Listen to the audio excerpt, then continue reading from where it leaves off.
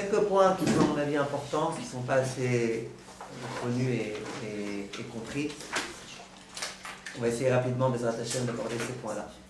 Le premier point, c'est le sujet de l'huile dont on doit se servir pour l'allumage de la Hanoukia. Vous avez parlé de ça un peu ? Non. Alors, il y a une rumeur qui court au nom du Rav Eliashiv. Et c'est plus qu'une rumeur, c'est vraiment rapporté. On a posé la question sur Raphaël Kanevski, le genre du Rav Eliashiv. Tu es d'accord avec ça ? Le micro est disparu, non ? Le micro. Je sais pas ? Il est là. Faut que je parle fort alors peut-être. Ah ouais, il est là. Du micro, ce micro, il est juste relié à la caméra. Hein ? Le micro, il est relié à la caméra. Ah, de là-bas il est relié ? Non, le micro, quand on en marche, c'est juste pour la caméra. Ouais, j'ai compris. Je sais pas comment il parle. Je suis pas chra, hein,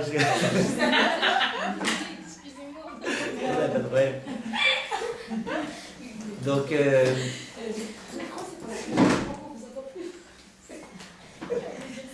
non, Bathsheba, j'enregistre beaucoup de cours chez moi à la maison avec ma caméra. Je sers un petit micro ici qui. Pas de problème. Je mets le micro. T'es en plein.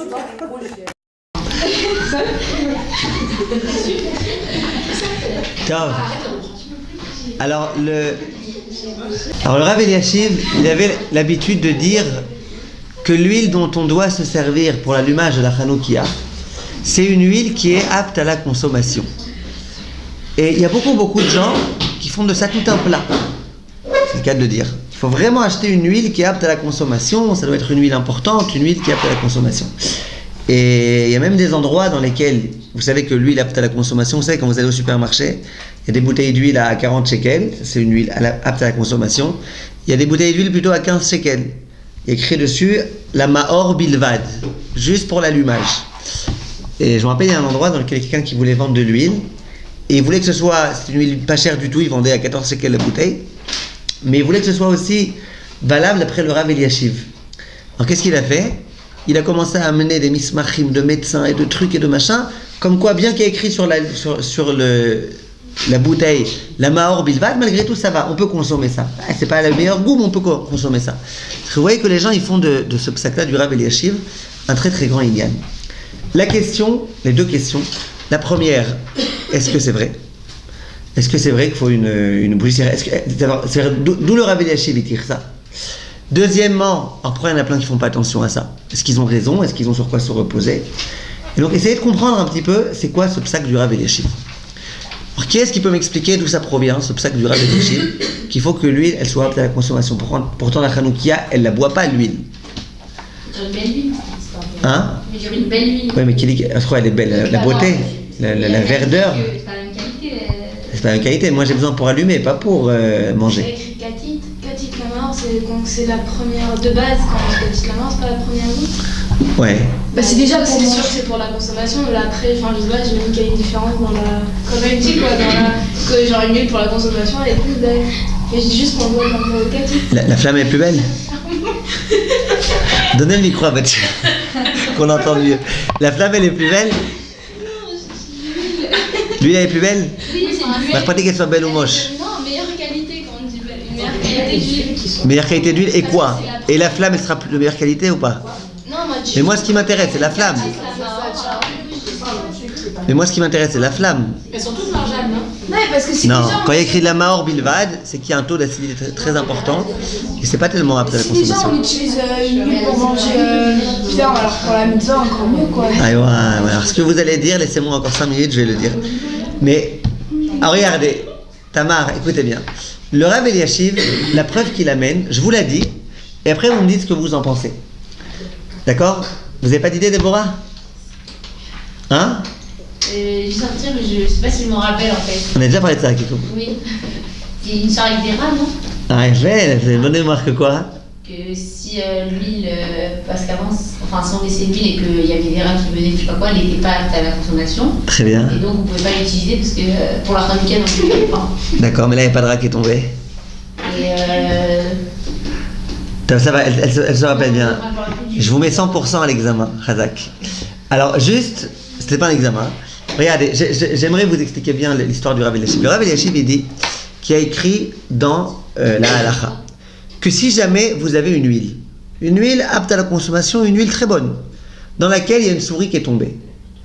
Et la souris, elle est restée pendant longtemps dedans, elle a macéré. Mechila, pour les personnes sensibles, il y a une souris qui a macéré à l'intérieur. Qu'est-ce qui se passe? Il y a écrit que cette huile-là, il ne faut plus s'en servir après pour l'allumage de la Hanoukia. Et pourquoi? Parce que cette huile-là, voilà, c'est une huile dans laquelle il y a un rat qui est tombé. Donc c'est une huile qui n'est pas honorable. Et donc c'est une huile dont il ne faut pas se servir pour des choses qui sont kodesh, qui sont... Vient le Rav Eliashiv et il tient le raisonnement suivant. Il dit, c'est quoi le problème quand il y a un rat ou une souris qui est tombée dans l'huile? C'est que maintenant, comme ça a macéré pendant 18 minutes, alors qu'est-ce qui se passe? C'est plus apte à la consommation. Donc tu vois bien qu'une huile qui n'est pas apte à la consommation, on n'allume pas avec. Donc ça change quoi que ce soit pas apte à la consommation parce que c'est taref, parce qu'il y a un rat qui est tombé, ou que c'est pas apte à la consommation parce que le taux d'acidité il est trop élevé. Dans tous les cas, c'est pas apte à la consommation. Donc vient le Rav Eliashiv et dit que de l'histoire de la souris, donc je résume. L'histoire de la souris, ça c'est pas que Rav Eliashiv, c'est tout le monde. Tout le monde est d'accord que si un jour vous retrouvez dans votre bouteille d'huile d'olive une souris macérée, d'accord, macéra, d'accord, vous pouvez pas vous en servir pour la Hanoukia. Maintenant le Rav Eliashiv, lui, qu'est-ce qu'il fait? Il étend ça. Il dit, c'est quoi le problème d'une huile dans laquelle il y a un rat qui a macéré? C'est que l'huile, elle n'est pas apte à la consommation. Parce que c'est taref. Donc, et parce que c'est dégoûtant en plus. Donc si tu vois qu'une huile dans laquelle il y a un rat qui est tombé, c'est pas apte à la consommation, et bien une huile dans laquelle il n'y a pas de rat qui est tombé, mais qui est trop acide, et donc on ne peut pas la manger, et bien on ne peut pas allumer les rots Hanouka. Est-ce que d'abord vous avez entendu, vous avez compris ce qu'il dit le Rav? Vous avez compris? Alors maintenant, deuxième question, est-ce que vous êtes d'accord avec ça ou pas? Quand je dis vous êtes d'accord, je ne pense pas que vous êtes à la hauteur du Rav Eliashiv, ni moi. Je vous demande, est-ce que vous comprenez ce qu'il dit le Rav Eliashiv? Est-ce que vous acceptez ou pas? Est-ce que vous avez une question sur ça? Aura, est-ce que vous acceptez à 100% le Rav Eliashiv, ce qu'il dit? En fait, j'étais pas là. Ah, alors encore une fois, dans la halakha, il y a écrit que si jamais il y a une souris qui tombe dans de l'huile et que ça macère, on ne peut plus se servir de cette huile pour allumer la Hanoukia. Vient le Rav Eliashiv dit, c'est quoi le problème d'une huile dans laquelle il y a une souris qui est tombée? C'est qu'on ne peut plus la manger, cette huile. Donc tu vois bien qu'une huile qui n'est pas apte à la consommation, on ne peut pas allumer avec. Donc ça change quoi? Que ce soit pas apte à la consommation parce qu'il y a une souris qui est tombée, ou pas apte à la consommation parce qu'il y a trop d'acidité. Dans tous les cas, tu ne peux pas manger, tu n'allumes pas avec. Ça, c'est ce que le Rav Eliashiv dit. Ma question, c'est est-ce que vous êtes d'accord avec ça à 100%? Attendez, Aura. C'est évident, je sais pas que ce soit une souris qui soit tombée dedans alors que c'est pour l'utiliser pour une mitzvah de chat, quoi. D'accord, et dans le cas... Ça la rend complètement... c'est pas juste qu'elle est pas bonne à la consommation, c'est qu'elle a carrément été dégradée par quelque chose d'impur. Il a fait. Donc vous dites que c'est pas la même chose. donc c'est pas la même chose. D'accord, j'entends très bien. Qu'est-ce que vous dites? Vous êtes tous d'accord, Rachel? Mais c'est pas sûr que la souris tombe dedans, quoi. C'est quoi? C'est pas sûr que la souris tombe dedans. Non, on n'a pas dit qu'elle est tombée. On a dit si dans un cas il y a une souris qui est tombée, on voit qu'on peut pas. Donc dans un cas où il n'y a pas de souris, mais où il y a trop d'acidité, c'est pareil. C'est ce que Rav Eliashiv dit. Hein? C'est rapporté dans beaucoup de poskim. Bien avant le Rav Eliashiv. Déborah, qu'est-ce que vous dites? Moi,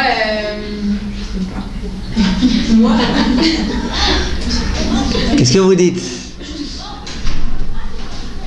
Qu'est-ce que vous dites? Qui peut m'aider? Levana, vous pouvez m'aider? Dans les deux cas, on va pas la manger. non, je sais pas. Teila, vous pouvez m'aider? Rama, vous pouvez m'aider? Non. Quoi, tout le monde est d'accord avec Rav Eliashiv à part Aura? J'ai du mal à comprendre le lien entre les deux. Ouais, pourquoi? Parce que là, on dit une huile dans laquelle il y a une souris qui est tombée, on peut pas l'utiliser pour améliorer. Ok, peut-être qu'elle est impropre à la consommation, mais peut-être que c'est pas pour ça que c'était pas par rapport à la consommation que les poskim. Ouais, très bien, très bien. Donc vous dites comme Aura, je suis tout à fait d'accord avec vous. Il y a beaucoup de poskim qui sont venus voir le Rav Eliashiv. Quand je dis qu'ils sont venus voir, ça veut dire qui ont prétendu que, a priori, son raisonnement il fonctionne pas très bien. Pourquoi? C'est quoi le problème de se servir d'une huile dans laquelle il y a un rat qui est tombé? Le problème, vous savez, c'est quoi? C'est que cette huile-là, elle est complètement abîmée, souillée, dégradée, comme elle dit Aura. C'est une huile qui s'est abîmée. Maintenant, il y a écrit, et ça, dans tous les enseignements des poskim, on le voit, que ce qu'on amène pour Akadosh Baruch Hu, ça doit être quelque chose d'honorable. Akrive una le paratecha écrit dans le pasuk, ce que tu amènes en korban, par exemple, il faut que ce soit digne d'être amené à des gens importants. En 6 mois, chez moi, j'ai une huile dans laquelle il y a un rat qui est tombé. D'accord? Qu'est-ce que je fais avec? Si je viens l'amener à quelqu'un, je dis voilà, c'est un cadeau, qu'est-ce qu'il va me dire? Il va me dire mais jette-le tout de suite. Je vous pose la question à vous. Si vous avez, Déborah, si vous avez chez vous une huile dans laquelle il y a un rat qui est tombé, pendant plusieurs heures, ça va macérer, vous allez la garder cette huile? Maintenant, vous êtes tout de suite la jeter, c'est porteur de maladie, c'est un problème.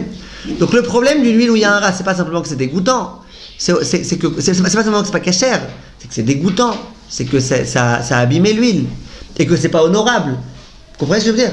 Par contre, une huile où il y a de l'acidité, c'est pas qu'elle est pas honorable. En tant qu'allumage, elle est très honorable.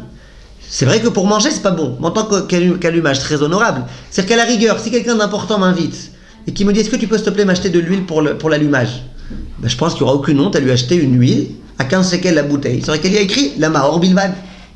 Si jamais je lui amène une huile à 800 shekels la bouteille dans laquelle il y a un rat qui est tombé, il me dira je suis désolé, tu méprises là. C'est du mépris, c'est pas rigolo. Mais si je lui amène une huile toute neuve, toute clean, impeccable, simplement il y a écrit la Mahor Bilvad, il n'y a pas de problème. Puisque je lui ai acheté pas pour manger, je lui ai acheté pour l'allumage. Vous comprenez? Vous suivez ou pas? Donc ça, c'est ce que beaucoup de poskim ont rétorqué au Rabbi Yeshiv, ce que Ora elle a dit, ce que Bathsheba elle dit, que a priori il n'y a aucun rapport. Donc halakha lema assez, qu'est-ce que... Maintenant juste j'aimerais vous dire encore une autre opinion. Ruchama elle a dit quelque chose, ce qu'elle a dit, c'est le Rav Mordechai Eliyahu qui le dit. Vous me direz aussi si vous êtes d'accord avec ou pas, avec ce qu'elle dit Ruchama. Le Rav Mordechai Eliyahu, je l'ai entendu plusieurs fois dire, il y a des gens, quand ils achètent de l'huile, ils achètent deux types d'huile. Pour leur salade, ils achètent une huile à 50 shekels la bouteille. Zarma 0,4% de trucs là, d'acidité. Et quand ils achètent de l'huile pour la Hanoukia, ils achètent une bouteille à 35, 40 shekels. Il dit pourquoi? Pour ta salade, tu dépenses 50 shekels. Pour la Hanoukia, tu dépenses 35 shekels. C'est pas normal, c'est pas joli, c'est pas comme ça qu'il faut faire. Si pour ta salade, tu dépenses 50 shekels, pour ta Hanoukia aussi, dépense 50 shekels. C'est mot pour mot ce qu'elle a dit Ruchama, sans savoir que le Rav Mordechai Eliyahu disait ça. Est-ce que vous êtes d'accord avec ça? Odélia, est-ce que vous êtes d'accord avec ça?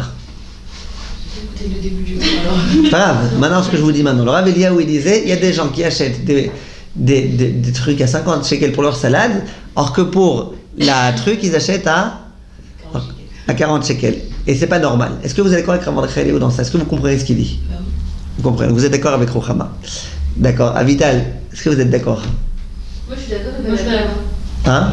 Qui est pas d'accord? Mais on l'a pas mangé, oui.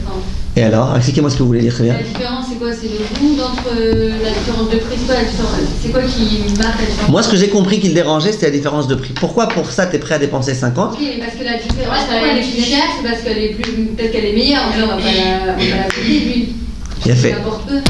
Il a fait. Ce qu'elle dit, Déborah, je suis tout à fait d'accord avec elle. Ça veut dire, écoutez bien, l'argument qui consiste à dire pourquoi pour ça tu dépenses, pour ça tu dépenses pas, c'est un argument que je peux comprendre. Mais dans certains cas, je vous donne un exemple. Combien ça coûte des tzitziot? Combien ça coûte un tzitzit? Le tzitzit, les petits fils là en laine, combien ça coûte? Ça coûte 20 shekels. Je parle pas de tout le vêtement, je parle juste de tzitzit. Combien ça coûte? 20 shekels? Vous n'en avez pas? Vous n'avez jamais vu tzitzit? Eh bien ça coûte 20 shekels, à peu près, 10 shekels, 15 shekels, 20, 30 shekels peut-être le plus, machin. Mais moi je vous pose une question. T'es un sacré rigolo toi. Pour ton repas de Shabbat, t'achètes une damchout à 100 shekels. Et pour tes tzitziot, t'achètes les tzitziot à 30 shekels. Non, va voir le vendeur et propose-lui 100 shekels pour les tzitziot, tu vois bien. Pour la damchout, t'es prêt à dépenser 100 shekels. Vous savez quoi que le raisonnement il est idiot? Pourquoi? Parce que, non, pas celui du Rav Mordechai Eliyahu, le raisonnement que je suis en train de dire maintenant. Pourquoi c'est idiot? Parce que c'est pas vrai. S'il y avait des tzitziot à 30 shekels et des beaucoup mieux à 100 shekels, alors tu devrais me dire, écoute, pourquoi t'achètes ça à 30 shekels alors que t'as de l'argent pour acheter à 100 shekels? La preuve que t'as de l'argent, c'est que quand tu veux t'acheter de la nourriture pour ton ventre, t'as de quoi acheter. Ça, je comprends. Mais si le prix de tzitziot, c'est 20 shekels, les plus chers, c'est 30 shekels, ben, je vais pas exprès dépenser 2000 shekels pour des tzitziot sous prétexte que quand je m'achète un ordinateur, je dépense 2000 shekels. Vous comprenez ce que je veux dire? Donc, a priori, ce qu'elle dit Déborah, c'est que là, c'est la même chose. Si de l'huile, ce dont tu as besoin maintenant, c'est une huile en tant qu'allumage et pas en tant que goût, eh ben tu dépenses le prix que ça vaut une bonne huile d'allumage. Si une bonne huile d'allumage ça coûte 30 shekels, tu dépenses 30 shekels. Par contre, quand tu viens manger, tu viens pas allumer, tu viens manger. Donc là, tu veux que le goût il soit bon. Donc si tu veux que le goût il soit bon, combien tu dépenses? Eh ben le prix que ça coûte une bonne huile. Et c'est pas un manque de respect. Donc, vous comprenez ce qu'a dit Déborah? Oui. C'est quoi la différence dans la composition du mil à allumage et du mil à consommation? Et plus acide. Ça dépend beaucoup de l'acidité. Ça veut dire quoi? Ça fait combien? Ah, je suis pas un professionnel en l'huile, moi, Non, mais sur le croix, il y a plus d'acide. je sais pas comment ils font. D'accord? Maintenant, regardez. Maintenant, ce que peut-être le Rav Mordechai Eliyahu a voulu dire, mais peut-être, en tout cas il l'a pas dit, enfin, moi je l'ai jamais entendu de sa bouche comme ça serait de dire que peut-être qu'une huile qui coûte 50 shekels, elle éclaire mieux qu'une huile qui coûte 40 shekels. Alors, si c'est le cas, je peux comprendre ce qu'il dit, mais je suis pas sûr que ce soit le cas. En tous les cas, ça c'était la question à propos de l'huile d'olive.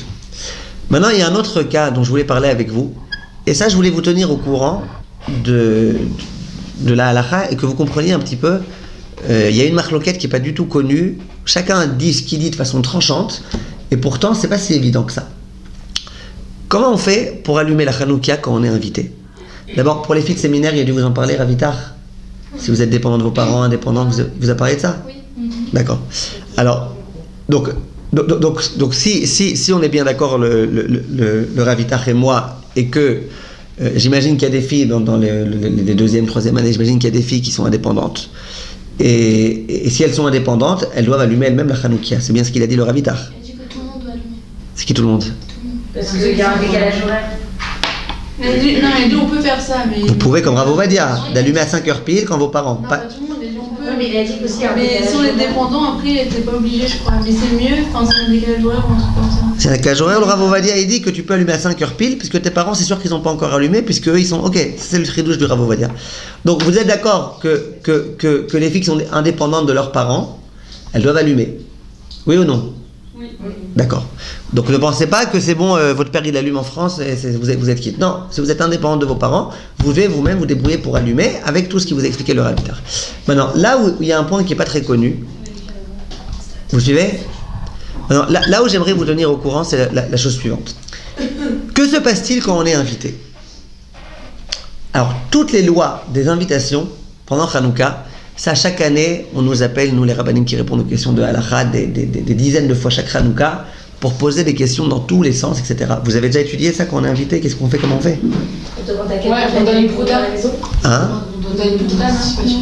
Ouais, mais si par exemple le mari reste à la maison et la femme elle s'en va, on vous a parlé de ça? C'est le mari. Bah, le mari doit le mettre à la maison. Et la femme? Celui qui Bah, est à elle la a maison, allumé parce c'est qu'il a son- rien. Hein? On a dit que c'est la maison qui fait Dans la le maison. truc. On peut envoyer Donc un vous- chaliard pour la C'est son mari, c'est D'accord, donc on vous a parlé de ça? Ouais. Ok, alors très bien. Si on vous a parlé de ça, c'est très bien. Alors maintenant, la question qui va se poser, et alors si vous en avez parlé aussi de ça, encore mieux, ça m'intéressera de savoir ce que vous avez dit sur ça le Ravitar, parce que c'est un truc très brouillon, le point dont je vais vous parler maintenant. Il n'y a pas de choses très claires sur ça. Regardez, en deux mots juste, je fais un petit résumé en deux mots. Si jamais un homme reste à la maison, et que sa femme, elle part ailleurs, elle va à Tzfat, d'accord? Donc, lorsque l'homme allume à la maison, ça acquitte sa femme. Ça, vous êtes d'accord? Ouais. Maintenant, si jamais la femme, elle reste à la maison et que l'homme, il part à Tzfat, qu'est-ce qui se passe? La femme, elle allume à la maison. Est-ce que l'homme, il est acquitté? Oui. Il est acquitté. Ner ishu beto. Ça, c'est clair. Maintenant, si monsieur et madame partent à Tzfat et qu'ils ont une maison seule à eux, ben, ils allumeront là-bas. S'ils ont une maison qui appartient à leur oncle et que leur oncle est là-bas et qu'il allume, qu'est-ce qu'ils feront? On doit donner une partie de Sfarad Ashkenaz. Sfarad Ashkenaz. S'ils sont Ashkenaz, ils pourront allumer. Il n'y a pas de problème d'allumer plusieurs Hanoukiot au même endroit. S'ils sont Sfarad, ils ne peuvent pas allumer plusieurs Hanoukiot, donc on participe avec de l'argent ou alors très bien. Maintenant, là où les poskim, ils sont pas très explicites, c'est un cas intermédiaire. Imaginez que l'homme reste à la maison, ou la femme, peu importe, et que l'autre conjoint, il aille soit à l'hôtel, mais l'hôtel, on rentre dans d'autres types de problèmes, il va louer une maison. Par exemple, ma femme, elle reste à la maison, elle allume la Hanoukia, et moi, je loue un tzimer à Tzfat. Donc, je loue une maison que pour moi, pour plusieurs jours, pendant Hanouka. Donc, ma femme, elle allume à la maison, ça, on a compris. Moi, est-ce que là où je me trouve, dans le tzimer où je me trouve, il faut que j'allume ou pas? D'après ce qu'on a appris, non. C'est pas obligatoire. Quand vous avez appris ça? Il y en a un Ravitar qui nous a dit qu'il faut que dans la maison, il y ait quelqu'un qui allume. Ok. Mais même, on avait parlé Ok. d'un chaliard qui pourrait allumer dans ma maison si moi je suis pas dans Non, ça une libaya. C'est-à-dire que ma femme, quand elle a allumé, elle m'a acquitté. Et que moi, par exemple, j'ai pas besoin de m'inquiéter, ok. Mais si maintenant j'ai une maison, j'ai un endroit où être, j'ai loué une maison que pour moi. Est-ce que dans cette maison que j'ai louée que pour moi, qu'elle a allumé, on a compris. Est-ce que moi je dois aussi allumer là-bas? Pardonne-moi. Non, parce que vous considérez que c'est sa maison en fait. Ouais. Parce que c'est le bal à veille. Qu'est-ce qu'on vous a dit sur ça? On vous a parlé de ça? Il a loué pour quelques jours, c'est pas que sa maison. Ok, mais pour quelques jours, c'est sa maison. Non, bah non, c'est comme quelqu'un qui va à l'hôtel pour quelques jours et qui a sa famille, elle est dans sa maison. Si sa famille elle n'est pas à la maison, si toute la famille elle va dans cette maison, vous êtes d'accord que ça s'appelle leur maison, bien qu'ils ne font que la louer. Si l'homme et la femme voyagent dans cette maison louée, vous êtes bien d'accord qu'ils devront allumer là-bas avec bracha. D'accord? Avec bracha ou sans bracha, mais ils devront allumer. Par contre, hein? Je sais pas, parce que d'ailleurs, on a dit que justement l'histoire du chalier, c'était si les deux ils étaient pas là et qu'ils sont partis, qu'on envoyait quelqu'un dans notre maison pour allumer notre maison alors que nous on n'était pas là. Ok. Pour que dans notre. Donc je vais. Ok, mais la question c'est vous où vous êtes. Si vous par exemple vous êtes chez votre oncle, donc c'est pas votre maison à vous. Donc là-bas c'est normal. Vous êtes acquitté parce que votre chaliar il a allumé. Votre oncle, lui il allume chez lui. Vous c'est pas votre propre maison donc vous avez aucune raison d'allumer chez votre oncle. Vous comprenez ce que je veux dire? Moi mon problème c'est que se passe-t-il dans le cas où vous avez compris ce que je vous dis? Dans le cas où toi tu as aussi une maison. Ça veut dire en quelque sorte on a deux maisons. Il y a... Je pense pas que ça change grand-chose. C'est une maison, vous êtes tout seul. Vous avez loué une maison, tout seul. Maintenant, pour quelques jours, c'est votre maison à vous. C'est pas sa maison. Hein? C'est pas sa maison. Et alors? Alors on a dit qu'il fallait que dans la maison il y ait. Attendez. Si vous allez là-bas à Pessar, vous devrez faire Bdikat Hametz. Oui. Ok. Si... Non, dans Bdikat Hametz aussi, il y a beaucoup de... Ça intervient beaucoup. Est-ce que c'est mon Hametz ou pas? Donc est-ce que c'est ma maison ou pas? Et là-bas, les poskim, ils veulent dire Srirut Kanya. Dans la Gemara, il y a écrit... Dans Baba Metzia, il y a écrit que Srirut, une location, c'est comme une appartenance. Je comprends quand vous dites c'est pas ma maison. Si vous voulez, après je vous parlerai des Sheva Brachot, je vous dirai un petit quelque chose sur ça. Hein? Il allume sans bracha. Je veux dire là, la femme elle a. Il allume sans bracha. La femme elle allume à la maison. Pour faire le médecin, voilà. Donc vous dites on n'a rien à perdre. Alors je vais vous dire, d'une façon générale, moi ce que j'ai toujours enseigné dans ce cas-là, c'est de dire qu'il allume. Lui il a là-bas une maison. Il a là-bas. Pour la Adlakat Nerot Shabbat, c'est évident qu'il devrait allumer lui là-bas. Il est de la lumière. Mais c'est autre chose. Mais même pour la Adlakat Nerot Hanouka, moi j'ai toujours enseigné qu'à mon avis il faut faire. Pourquoi? Tu as une maison là-bas. Donc tu as une maison. Donc maintenant tu as une maison. Pourquoi tu ne l'allumerais pas dans ta maison? On va me dire mais c'est pas sa vraie maison. Ok, pendant 3-4 jours, il a loué cette maison. C'est sa maison. On est bien d'accord que dans une maison en location, on doit allumer. Donc elle allume très bien. Lui, il a quitté en principe par l'allumage de sa femme, oui, si jamais il n'était pas dans une maison, s'il était dans une tente ou s'il était chez sa tante ou s'il était je sais pas quoi, bien sûr. Mais là, il est chez lui à la maison. Donc il a une maison à lui. Donc il y a deux maisons maintenant dans chaque maison, a priori, chaque maison habitée par des juifs. Il faut allumer une Hanoukia. Hein? Donc moi, ce que j'ai toujours dit, c'est que il fallait que lui aussi, l'homme aussi, qui se trouve là-bas dans cette maison à Tzfat qu'il a louée, il pouvait allumer avec bracha. Maintenant, le fait est que j'ai bien... et le problème d'abord, c'est que les poskim, ils parlent pas de ça. Moi, je me serais attendu à ce que, je sais pas, le Chafetz Chaim, il dise un petit quelque chose, le Kaf HaChaim, quelqu'un. Ils parlent pas de ça, je sais pas pourquoi. Les premiers à en parler, c'est pas les cas normaux. Le premier à en parler, de ce que j'ai vu moi dans tous les cas, c'est les poskim contemporains. Alors par exemple, chez les Yosef, Rav Yitzhak Yosef, Rav David Yosef, eux ils disent non, ta femme elle t'a acquitté, toi là-bas n'allume pas, si t'allumes c'est sans bracha, comme plusieurs ici ont proposé. Le problème c'est qu'ils ne s'expliquent pas, à part dire que ouais, ta femme elle t'a acquitté, donc ils ne s'expliquent pas. Maintenant ils ont posé la question au Rav Lieberman, Rav Yosef Lieberman, Shoot Mishnat Yosef. Et lui il dit, moi je pense qu'il faut, t'as une maison, dans ta maison il faut allumer. Maintenant il y a deux maisons, la maison d'elle, la maison de lui, il ne doit pas se faire acquitter par sa femme, il doit allumer. Le Rav Eliashiv, lui il dit non, on n'allume pas. Parce que si tu allumes, c'est sans bracha. Alors on doit allumer aussi. On dit si on est dépendant de parents ou pas. Et nous au séminaire. Attendez, très bonne question, une seconde. Donc, Bekitsour, je voulais juste que vous sachiez que dans ce sujet-là, il y a une grande marloquette. Il y en a qui vont vous dire ne faites pas. Si vous demandez au Rav Yitzhak Yosef ou au Rav David Yosef, ils vous diront ne faites pas. Il y en a qui disent qu'il faut allumer avec bracha. Dans le Shoot d'Ivrei Benayahu d'un Rav qui a écrit 30 tomes de questions-réponses. Il s'appelle Rav Benayahu Dayan. Il habite à Givat Shaul. Lui, explicitement, il écrit. Mais à nouveau, lui aussi, il ne s'explique pas pendant 1 heure. Il n'y a pas beaucoup de chomer. Vous voyez, souvent, quand il y a des questions de halakha, c'est intéressant. Il y a des preuves, il y a des contre-preuves, il y a des machins. Là, il n'y a pas énormément de choses qui ont été écrites à ce sujet-là. Donc, sachez que c'est une marloquette. Voilà. C'est une marloquette. Je ne vous dis pas quoi faire. Qu'est-ce que vous demandez alors? Ah, vous dites donc du coup dans le séminaire. Donc, même une jeune fille, malheureusement, elle est toute seule, même si elle est dépendante de ses parents, dans ce cas-là, elle doit s'y allumer, selon Même- sa maison, quoi. C'est sa maison. Alors c'est la question là, ça c'est une très très grande question. Ça concerne aussi, comment vous faites par exemple pour Shabbat? À la 4 Nerot Shabbat, vous allumez ou vous allumez pas? Nous, on allume. Pourquoi vous dites non, vous dites oui? Moi, j'allume ma chambre. Dans chaque maison, il y a une fille qui allume. Non, moi j'allume dans ma chambre. Non, dans la chambre, parce Dans- qu'on mange pas là.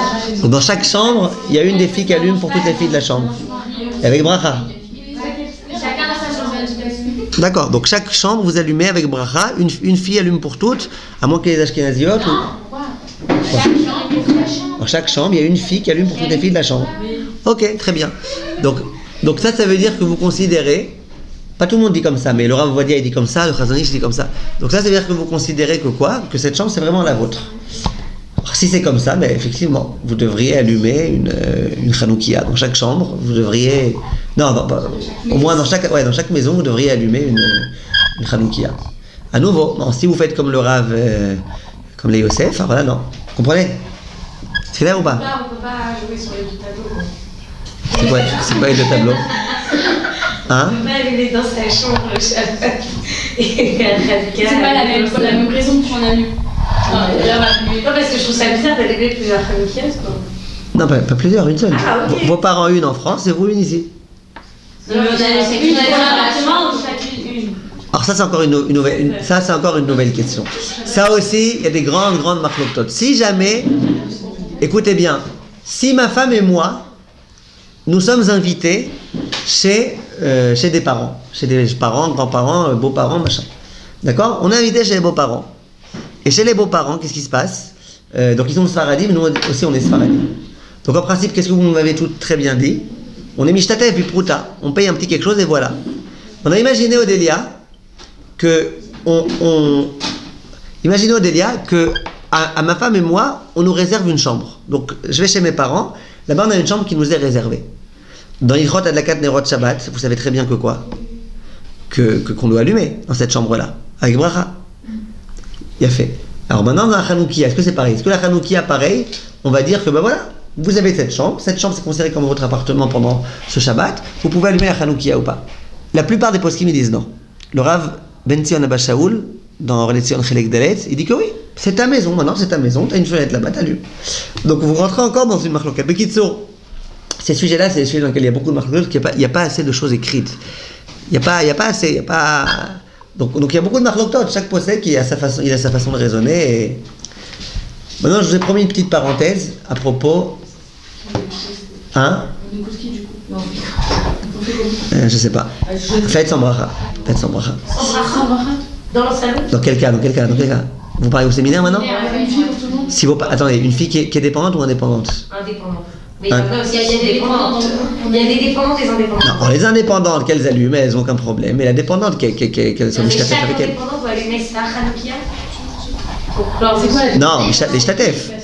Dans un appartement, une Hanoukia. Non, vous n'en avez que dans chaque chambre. Si, à moitié, les femmes indépendantes, les femmes indépendantes. C'est toutes les filles qui sont. Et les filles dépendantes, ouais, les filles dépendantes qui. Quoi? Totalement indépendantes, pas totalement indépendantes. En général, dans ce cas-là, on ne dit de pas allumer. C'est-à-dire, si on est un peu dépendant de ses parents, si on n'est pas complètement indépendant, maximum donner quelques sous à la fille qui allume, elle avec bracha, pour être sûr, quoi, que.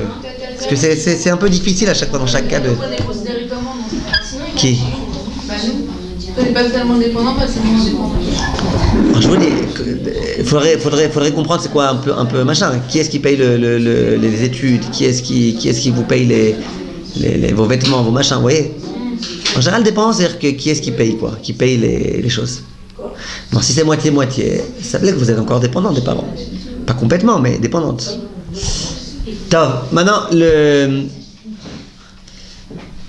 Maintenant, la parenthèse que je voulais vous dire. Parce qu'il y a des filles que ça choque de dire qu'une maison louée, en fait, c'est ma propre maison. Alors, j'aimerais vous faire une petite parenthèse à propos d'un point très important.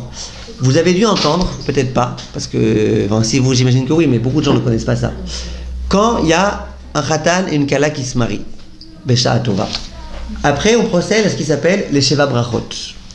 Les Sheva Brachot, vous savez que chez les Sfaradim, chez Rav Ben Sion, chez Rav Ovadia, chez Rav Mordechai Eliyahu, chez les Rabbanim Sfaradim, on ne peut pas tous les soirs réciter les Sheva Brachot s'il n'y a pas un certain nombre de conditions qui sont réunies. Alors les conditions que vous connaissez toutes, c'est quoi? Faut qu'il y ait 10 personnes. Faut qu'il y ait Panim Chadashot. Ok. La condition que pas tout le monde connaît, c'est quoi? Personne ne connaît du coup. C'est quoi la troisième condition? C'est quoi, vous avez dit quoi là? Pour pouvoir faire les Sheva Brachot, pour pouvoir réciter les 7 Brachot, Asher Bara, Sostasis, etc. C'est quoi la troisième condition qu'il faut? Et ça, c'est typiquement Sfarad, la troisième. Que quoi? La première, c'est que t'es déjà avec deux personnes différentes. Que quoi qu'il faut? Non. C'est un appartement. Ça veut dépendre. Hein? Que quoi? C'est que ça dépendant. Non. Alors je vais vous dire. C'est quoi? C'est qui est invité chez qui? Les Khatalim, ils sont invités chez des gens. Et alors là, on fait ou on fait pas? On peut. Là on fait ou là on fait pas? Je sais pas. Bon, je vois que c'est pas qu'une parenthèse, je vois que c'est un truc important. Bekit, sur le Shulchan Aruch, il est posek, alors ça va vous étonner, que les Sheva Brachot, on ne peut les réciter que si on est dans la maison du Khatan et de la Kala. Ça veut dire, ouais, c'est jamais le cas. Ça veut dire que si, comme ça je crois au dit, ça veut dire que si jamais on fait les Sheva Brachot chez le Khatan et la Kala, vous allez me dire mais ils n'ont pas que ça à faire de préparer à manger, non, tu prépares à manger, t'amènes un traiteur, puis que la maison, hein, ok, avoir une petite maison, si on fait les Sheva Brachot dans la maison du Khatan et de la Kala, c'est là qu'on fait cette brachot. Attention, j'ai pas dit qu'on peut pas faire sinon. Si on fait les Sheva Brachot chez qui? Chez des gens qui nous invitent. Alors là, on fait pas les 7 brachot, on fait que 2 brachot. On fait Baruch Ata Hashem Borei Peri Hagefen, Baruch Ata Hashem Asher Bara Sasson Vesimcha Khatan Bekala Gila Rila. Mais les autres brachot, on peut pas. Un peu comme Odélia, un peu comme lorsqu'il n'y a pas 10 personnes. Quand il n'y a pas 10 personnes, on peut faire une petite fête avec le Khatan et la Kala. Quand il n'y a pas de Palim Chadashot, on peut faire. Mais on ne fait pas les 7 brachot sur le verre. On fait que 2 brachot. On fait Borei Peri Hagefen et Asher Bara Sasson Vesimcha. Le Shulchan Aruch dit que pour faire les Sheva Brachot, il faut faire dans la maison du Khatan et la Kala. Et c'est quoi la raison? Peut-être ça va vous étonner, mais en tout cas la raison, c'est que dans la maison du Khatan et de la Kala, c'est là qu'il y a toute la joie. Le Khatan et la Kala, ils sont heureux, enfin ils sont chez eux, dans leur endroit où ils habitent, dans l'endroit où ils vont vivre maintenant. C'est là qu'il y a toute la joie. Je vous pose une question. D'accord, Rivka, je vous pose une question. Comment ça se fait alors que le soir du mariage, dans la salle, on fasse les Sheva Brachot? C'est pas la maison du Khatan et de la Kala? Oh, alors là déjà, voilà. Cette salle-là, elle est louée. Mais c'est pas juste qu'elle est louée.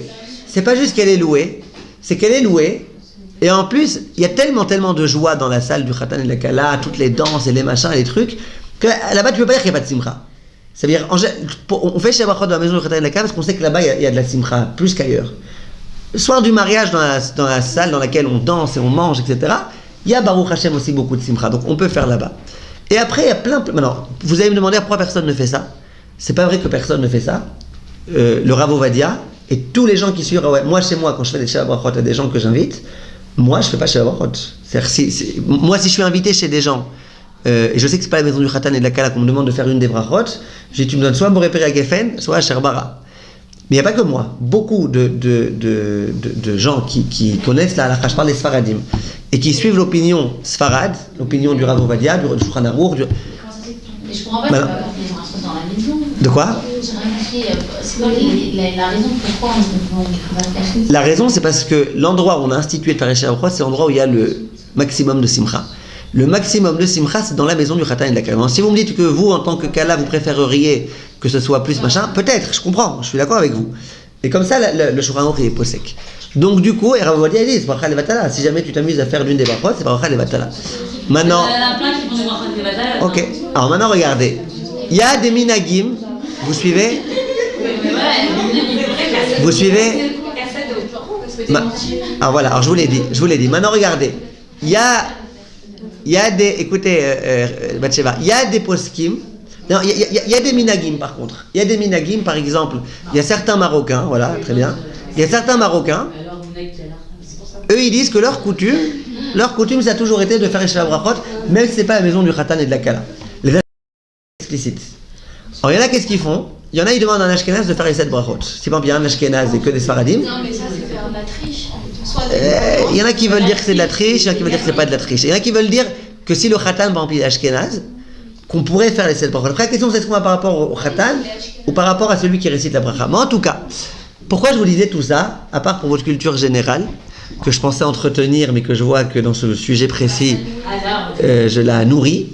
Le Rav,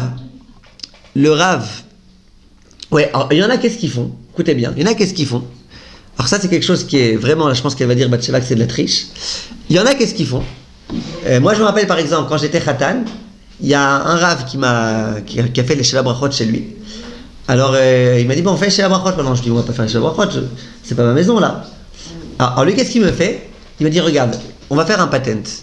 Je vais te louer ma maison pour toute la soirée. Toute la soirée, je te loue ma maison. Là. Tu soulèves un stylo, comme ça on fait Kinyan Khalipin, là, un truc.